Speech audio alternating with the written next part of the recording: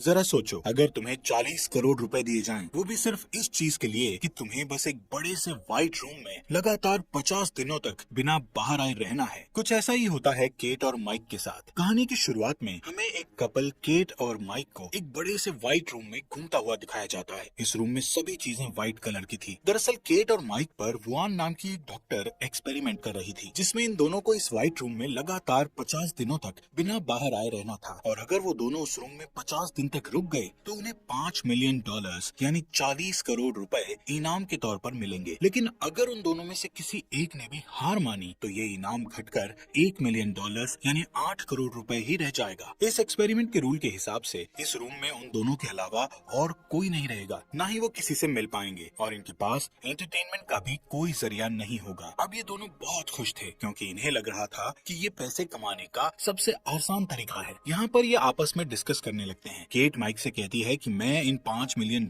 से अपने सारे सपने पूरे करूंगी। वहीं माइक इन पैसों को पार्टीज में उड़ाने का प्लान बनाता है और केट से कहता है कि इतना पैसा आने के बाद हमें कभी भी पैसों के बारे में सोचना नहीं पड़ेगा। थोड़ी देर बाद उनको एक एआई डिवाइस की आवाज आती है जो उन्हें यहाँ के रूल्स के बारे में बताती है कि अब वो लोग एक इमैक्युलेट रूम में हैं। इस रूम में उनके पास सिर्फ एक बेड, एक बेंच और एक सिंपल सा बाथरूम था, जहाँ पर एक मॉनिटर लगा हुआ था जिसमें इस रूम में रहने के सारे रूल्स लिखे हुए थे, जिनमें से एक रूल ये लिखा हुआ था कि एक टाइम पर एक ही इंसान बाथरूम का इस्तेमाल कर सकता है। यहाँ दीवार पर एक रेड बटन भी था जिसको प्रेस करके उनमें से कोई भी हार मानकर यहाँ से बाहर जा सकता था। वहाँ लगे मॉनिटर पर टच करके वो लोग अपने लिए खाने पीने का सामान मंगा सकते थे और एग्जिट डोर के ठीक ऊपर एक बड़ी सी क्लॉक लगी हुई थी जिसमें उनके 50 दिनों का टाइमर चल रहा था। इस रूम में कैट और माइक के लिए डेली न्यूट्रिशन का एक डिजाइनर बॉक्स आता था जिसमें उनके खाने पीने का सामान होता था। रूम की लाइट्स रात होने पर ऑटोमेटिकली ऑफ हो जाती और सुबह होने पर ऑटोमेटिक ऑन भी हो जाती थी। इस रूम में समय के साथ साथ सुबह, दोपहर, शाम और रात होने की अनाउंसमेंट एआई डिवाइस से की जाती थी, जिसका मतलब होता था कि अब उन्हें आराम करना चाहिए। स्क्रीन पर टच करके वो अपने लिए अलार्म भी लगा सकते थे। माइक यहाँ ऐसे रहने लगता है जैसे कि उसके वेकेशन चल रहे हों, इसलिए वो हर रात देर से सोता था। वहीं केट अपने लिए एक अलार्म सेट करती है ताकि वो अपना एक रूटीन बना सके। अब वो दोनों अपनी पहली रात यहाँ एक ही बिस्तर पर बिताते हैं। सुबह होते ही केट नहाने के लिए बाथरूम में जाती है और वहाँ शीशा देखती हुई खुद को कहने लगती है कि हमें इस चैलेंज को हर हाल में जीतना है। नहाने के बाद वो अपने कपड़े बाथरूम की लॉन्ड्री में धोने के लिए दे देती है, जिसके बदले में उन्हें सिंपल सा प्लेन पजामा और टी शर्ट्स मिलती हैं। वो दोनों आपस में मस्ती करते हुए कहते हैं कि चलो, इन लोगों ने कम से कम उन्हें रंगीन कपड़े तो दिए। कुछ टाइम बिताने के बाद केट सोचती हुई माइक से बोलती है कि आखिर डॉक्टर वॉन ये एक्सपेरिमेंट क्यों कर रही है। माइक केट से बोलता है कि मुझे इसके बारे में नहीं पता। उन दोनों को बस इतना पता था कि उन्हें 50 दिनों तक यहाँ रहना है, जिसके बदले उन्हें 40 करोड़ रुपए मिलेंगे। इसके बाद माइक और केट खुद को बिजी रखने की कोशिश करते हैं। केट अपना मन शांत करने के लिए मेडिटेशन करने लगती है। वहीं माइक घूर घूर कर उस क्लॉक की ओर देख रहा था जिसमें 50 दिन का टाइमर चल रहा था। बैठे बैठे माइक अजीब अजीब सी बातें सोचने लगता है, जैसे कि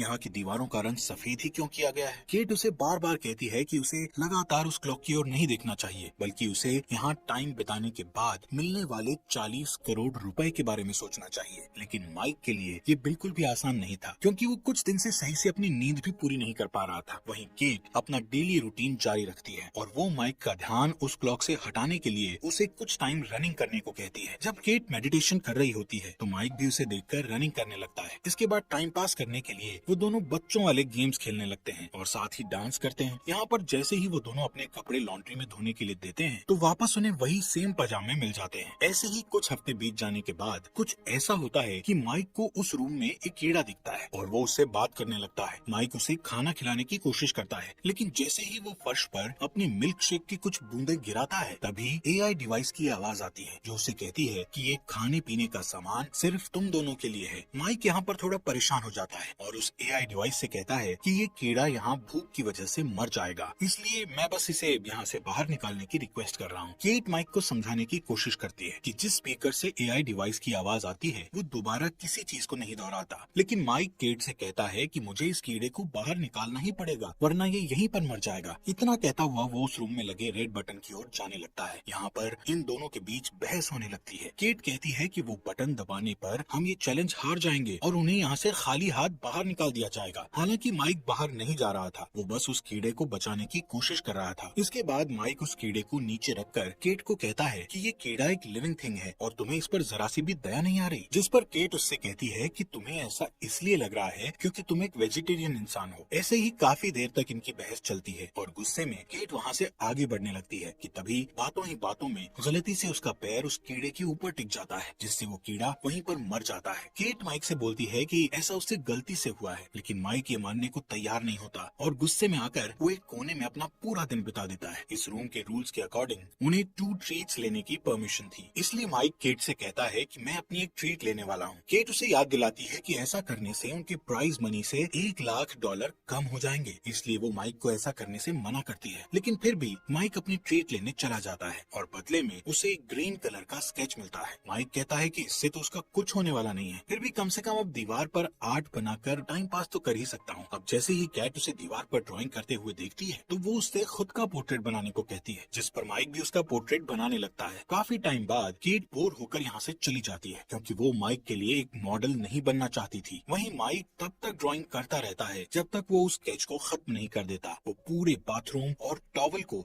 ग्रीन स्केच से पूरा भर देता है। इस वजह से केट बहुत परेशान हो जाती है और माइक से अपने पहले के रूडली बिहेवियर के लिए सॉरी बोलती है। लेकिन यहाँ पर इन दोनों के लिए एक अच्छी बात ये थी कि अब 50 में से सिर्फ 20 दिन ही और बचे थे। ऐसे ही इनके इस रूम पे दिन बीतते जाते हैं और एक सुबह अचानक केट को बाथरूम में एक गन मिलती है। ये दोनों हैरान और परेशान हो जाते हैं कि ये गन आखिर यहाँ कैसे आई। बाथरूम से वो गन उठाकर ये दोनों बेड के नीचे फेंक कर उसे छुपा देते हैं क्योंकि AI डिवाइस ने उन्हें लॉन्ड्री में कपड़ों के अलावा और कोई चीज देने से सख्त मना किया था। कुछ दिनों बाद इन्हें कुछ रिवॉर्ड मिलता है जिसमें इनको एक फैमिली और फ्रेंड्स के मैसेज दिखाए जाते हैं। माइक अपनी सिस्टर का मैसेज देखता है जो उसे बताती है कि वो कैसी है और मॉम डैड कैसे हैं। अपनी बहन को देखकर माइक बहुत खुश होता है, लेकिन जब केट को उसके डैड का वीडियो मैसेज दिखाया जाता है तो उसके डैड कहते हैं कि अब वो रोड पर नहीं बल्कि एक शेल्टर में रह रहे हैं। केट उस वीडियो को रुकवाना चाहती थी, लेकिन उसके कई बार कहने पर भी वो वीडियो नहीं रुकता। तभी वो बाथरूम की ओर जाती है और वहाँ जोर जोर से रोने लगती है। माइक उसे चुप कराने की कोशिश करता है। इसके थोड़ी देर बाद वो दोनों एक साथ लिपट कर सो जाते हैं। अब जैसे ही सुबह अलार्म बजता है तो केट बेड से नहीं उठती क्योंकि वो डिप्रेशन में चली गई थी। जब माइक उससे ना उठने की वजह पूछता है तो वो उसे बताती है कि उसने अपने डैड को कई सालों बाद देखा था और वो हमेशा माइक से झूठ बोलती रही कि उसके डैड नहीं है क्योंकि वो अपने डैड को लेकर बहुत शर्मिंदा थी। वो माइक को बताती है कि उसके डैड बहुत ज्यादा ड्रिंक करते थे और उसकी स्कूल की फीस भी नहीं भरते थे। माइक केट से कहता है कि अब हमारे इस रूम में 50 दिन पूरे होने में सिर्फ 2 ही हफ्ते बचे हैं, लेकिन केट अभी भी बेड पर ही पड़ी हुई थी। माइक उसे एंटरटेन करने के लिए नए नए तरीके आजमाता है, लेकिन इससे कैट पर कोई असर नहीं होता और फिर वो खुद भी कैट के साथ बेड पर लेट जाता है, लेकिन इससे भी कैट को कोई फर्क नहीं पड़ रहा था। ये देखते हुए माइक जमीन पर जाकर लेट जाता है। नेक्स्ट डे माइक केट को उनकी बची हुई एक और ट्रीट लेने के लिए कहता है, लेकिन केट उसे ये कहकर मना कर देती है कि वो और पैसों को खोना नहीं चाहती, जिससे माइक फ्रस्ट्रेट हो जाता है क्योंकि उसे लगता है कि अब वो केट की मदद नहीं कर पाएगा। कि तभी केट बेड से उठती है और माइक से उसकी दूसरी ट्रीट मांगने के लिए कहती है, भले ही उनका $1 मिलियन का नुकसान हो जाए। तभी माइक दूसरी ट्रीट के लिए मॉनिटर पर टच करता है, जिससे उस रूम का डोर ओपन होता है और एक नेकेड लेडी रूम के अंदर आती है जिसका नाम साइमन होता है। उसको ऐसे नेकेड देखकर माइक हैरान हो जाता है। साइमन भी डॉक्टर वुआन के इस एक्सपेरिमेंट के बारे में कुछ नहीं जानती थी क्योंकि वो सिर्फ एक एक्ट्रेस थी जिसे इस काम के लिए पैसे दिए गए थे और वो पूरे महीने के लिए यहाँ बुक थी। साइमन को इस रूम में केट और माइक के साथ सिर्फ 24 घंटे ही गुजारने थे। केट माइक से कहती है कि वो अपनी टी शर्ट उतारकर साइमन को दे दे ताकि वो थोड़ा बहुत अपने आप को कवर कर सके। साइमन माइक की ड्राइंग को देखकर उसकी तारीफ करने लगती है, जिससे केट को और भी ज्यादा गुस्सा आता है। रात होने पर माइक उन दोनों लड़कियों को बेड पर सोने के लिए कहता है और खुद जमीन पर सो जाता है, जिसके बाद केट को इन दोनों की हरकतों से बहुत ज्यादा चिढ़ हो रही थी, इसलिए वो माइक को भी बेड पर सोने के लिए बुला लेती है और खुद इन दोनों के बीच में सो जाती है। यहाँ पर पूरी रात केट को चैन से नींद नहीं आती और सुबह जब वो उठती है तो वो देखती है कि साइमन बेड पर नहीं है। ये देखकर वो सोचती है कि शायद साइमन यहाँ से जा चुकी है, लेकिन दरअसल साइमन बाथरूम में थी और वहाँ वो बिना कपड़ों के नेकेड घूम रही थी। केट ये चीजें और झेल सकती थी, इसलिए वो शांत रहती है। इसके बाद वो तीनों रूम में यहाँ वहाँ डांस करना स्टार्ट कर देते हैं, एक दूसरे को किस करने लगते हैं। इससे माइक को इतना ज्यादा नशा चढ़ जाता है कि उसे हेलुसिनेशन होने लगते हैं। उसे अपने हर तरफ खून ही खून दिखता है। माइक अपने आप को पानी में डूबता हुआ देखता है, वहीं पानी में उसे अपना छोटा भाई भी दिखता है जो उसके साथ ही डूब रहा था। इसी बीच केट और साइमन माइक को होश में ले आती हैं, लेकिन वो अभी भी पैनिक कर रहा था और जोर जोर से रोने लगता है। वो बार बार एक ही चीज रिपीट कर रहा था कि मेरे भाई शॉन को डूबने से बचा लो। केट उसे किसी बेड पर ले जाकर सुला देती है, जिसके बाद साइमन केट से पूछती है कि वो और माइक कैसे मिले थे, जिस पर केट बताती है कि वो लोग एक बारिश वाले दिन मिले थे। उसके पास अम्ब्रेला नहीं थी। तभी माइक उसके पास आया और उसने उसे भीगने से बचाया। यहाँ पर ये दोनों आपस में ऐसे काफी टाइम बातचीत करती रहती है। थोड़ी देर बाद माइक जग जाता है और साइमन के पास जाकर बैठ जाता है, जहाँ वो दोनों अपनी अपनी लाइफ के बारे में बातें करने लगते हैं। साइमन बताती है कि उसने अपनी मदर को बचपन में ही खो दिया था। यहाँ पर ये दोनों अपने अपने फैमिली मेंबर्स के गम को शेयर करने लगते हैं, जिससे इन दोनों के बीच बॉन्ड और अच्छा हो जाता है। साइमन माइक का हाथ पकड़कर उसे रिलैक्स फील करवाती है कि तभी पीछे से केट आकर उन दोनों को एक दूसरे का हाथ पकड़े हुए देख लेती है। अब केट का गुस्सा 7वें आसमान पर चला जाता है, क्योंकि वो पहले से ही उन दोनों की नजदीकियों को बहुत झेल रही थी। केट साइमन को बोलती है कि तुम शुरू से मेरे बॉयफ्रेंड को मुझसे छीनने की कोशिश कर रही हो। इस बात पर साइमन भी केट पर गुस्सा हो जाती है और बोलती है कि तुम एक इनसिक्योर लड़की हो, जिसे अपने बॉयफ्रेंड पर जरा सा भी विश्वास नहीं है। यहाँ पर ये दोनों एक दूसरे पर चिल्लाना शुरू कर देते हैं। तभी माइक गुस्से में आकर इन दोनों पर चिल्लाता है और यहाँ से जाने लगता है। थोड़ी देर बाद केट साइमन से माफी मांगने की कोशिश करती है, लेकिन साइमन उसके गुस्से को ये कहकर और भड़का देती है कि उसने माइक के साथ ऐसा कुछ भी नहीं किया था। नेक्स्ट मॉर्निंग जब माइक उठता है तो वो कुछ ठीक फील नहीं कर रहा था। अब साइमन भी इस रूम से जा चुकी थी, लेकिन जाने से पहले उसने यहाँ माइक के लिए एक मैसेज छोड़ दिया था, जिसमें लिखा था कि पहले कभी किसी ने मुझसे इतना प्यार नहीं किया। केट ये मैसेज माइक को दिखाती है और उस पर भड़कने लगती है कि तुम मुझे चीट कर रहे हो। माइक केट को समझाता है कि जो भी साइमन ने लिखा है वो सब झूठ है। वो कहता है कि इस रूम में ये सब जानबूझकर किया जा रहा है ताकि वो दोनों आपस में लड़ें और हार मान लें। गुस्से में केट माइक को धक्का मार देती है, जिससे उसका सर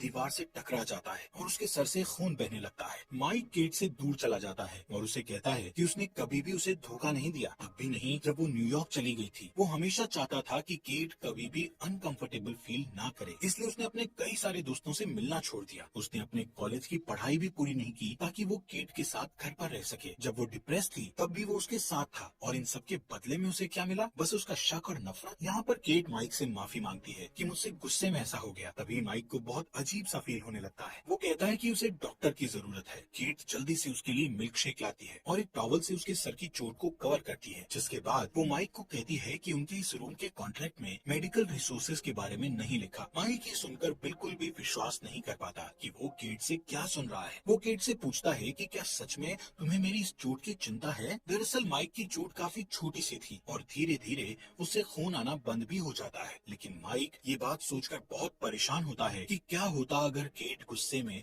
उस पर और ज्यादा घातक हमला करती। शायद अब तक तो उसकी मौत भी हो चुकी होती। वो केट से कहता है कि पैसों के लिए वो उसे जान से भी मार सकती है। अब माइक केट से कहता है कि बाहर में गया पैसा, मुझे इस रूम से सबसे ज्यादा नफरत हो गई है। माइक डिसाइड करता है कि वो यहाँ से बाहर चला जाएगा। केट उसे बाहर जाने से मना करती है और कहती है कि अगर वो यहाँ से बाहर जाने की कोशिश करेगा तो वो उसे शूट कर देगी। माइक उसकी इस बात को इग्नोर करता हुआ रेड बटन दबा देता है और व्हाइट रूम से बाहर निकल जाता है, जबकि उसके 50 दिन होने में सिर्फ चंद ही दिन बाकी थे। माइक के यहाँ से जाने के बाद केट सो जाती है और पूरा दिन उदास रहती है, जिसके बाद वो माइक की पेंटिंग देखते हुए उसे याद करती है। केट के अब इस रूम में सिर्फ 2 ही दिन बचे थे जिससे वो इस चैलेंज को जीत जाती, लेकिन केट 2 दिन पहले ही उस रेड बटन को दबाकर यहाँ से बाहर निकल जाती है। कुछ महीने बाद हम माइक को जॉगिंग करते हुए देखते हैं, जो अब सिंगल था। जॉगिंग करते वक्त वो केट की बिल्डिंग के पास से गुजरता है। रास्ते में अचानक वो केट से मिलता है। यहाँ हमें पता चलता है कि उस रूम से बाहर आने के बाद कई महीनों तक ये दोनों एक दूसरे से मिले भी नहीं थे। इसके बाद ये दोनों यहाँ से साथ मिलकर डिनर पर जाते हैं। रास्ते में माइक केट से पूछता है कि क्या उसने उस रूम का रेड बटन दबा दिया था। केट इसका जवाब नहीं देती, लेकिन वो जो कुछ भी हुआ उसके लिए माइक से माफी मांगती है। जब वो दोनों यहाँ से चले जाते हैं तब कैमरा एक बिल्डिंग पर फोकस करता है, जिस पर ये साफ साफ लिखा था कि इस बिल्डिंग का निर्माण एक बहुत बड़े डोनेशन से हो पाया है, जिसके डोनर ने अपना नाम नहीं बताया। मूवी के एंडिंग में हम देखते हैं कि उसी रूम में एक नया कपल इस चैलेंज को एक्सेप्ट कर लेता है और ये मूवी यहीं पर खत्म हो जाती है।